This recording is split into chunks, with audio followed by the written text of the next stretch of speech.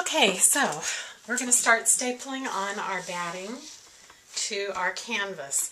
You want to make sure that you have your batting centered on all four sides, and don't worry if we're going to have a little hangover here because we can trim this down once we're finished. So I've already started my staples.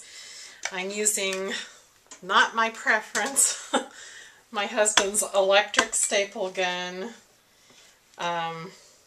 because my non-electric one jammed earlier and I can't figure out what the heck's wrong with it, so I'm using this one.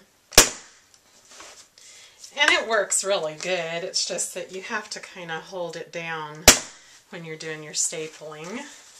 Otherwise it will like feed, well with me, it feeds like multiple staples. So normally my manual one works really good, so I'm not going to badmouth the staple gun. I'm sure it's something that I've done.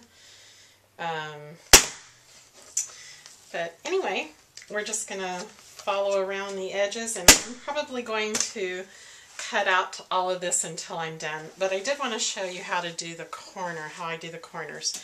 So I get close on both sides, and then let me make sure you're seeing this. Make sure I have that corner. Okay, looks to me like this is visible.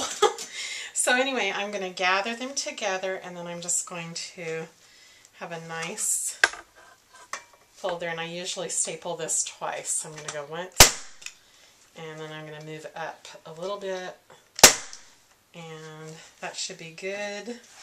And then we'll just trim that away when we're done. But you have a nice little kind of envelope corner there. So I'm going to go ahead and continue staple all the way around, and I'll be back in a minute. Okay, so as you can see, I've stapled all the way around, and I don't know if you can get a judgment of this, but we have a nice loft here to our board. So now I'm going to do my trimming. Now where I folded my batting, I'm going to have that be the bottom because it's kind of a nice edge there. So you have to decide which part is going to be your top and your bottom.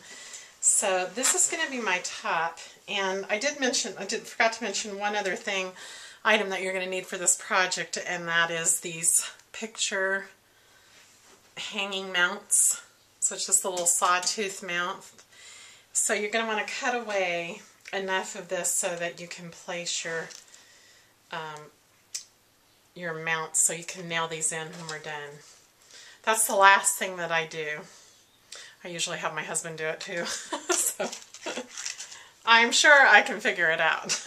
But that's usually his little part of this project. So what I'm going to do is I'm going to just trim away this unnecessary part of the batting.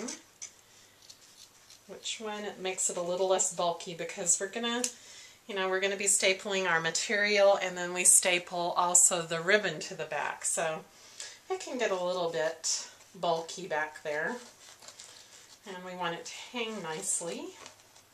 So I just trim this away, and I just make sure that I have plenty of room for those two brackets. You'll have one on each side to hang up. So I'm going to continue trimming around here, and I'll be back in a minute. Okay, so now we are ready to put our material, or my quilting fabric, on here. So again, just like you did with the mounting or with the matting, you want to make sure that you're in the middle, and I'm going to start on one side, just like I did with the batting, and we're going to staple it down. And just make sure that you're pulling it, because you want to have a really nice flat, you want it to be smooth on the other side. So I'm going to do this corner here just so you can see how that corner is going to come out. I want to get pretty close to the corner. Uh-oh. All right, malfunction.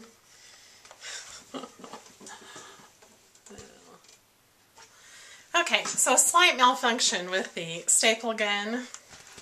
So, if you're using an electric stapler, I recommend this highly before you even attempt to load the staples or try and figure out where you're jammed. Unplug it. You know, I'm like safety first.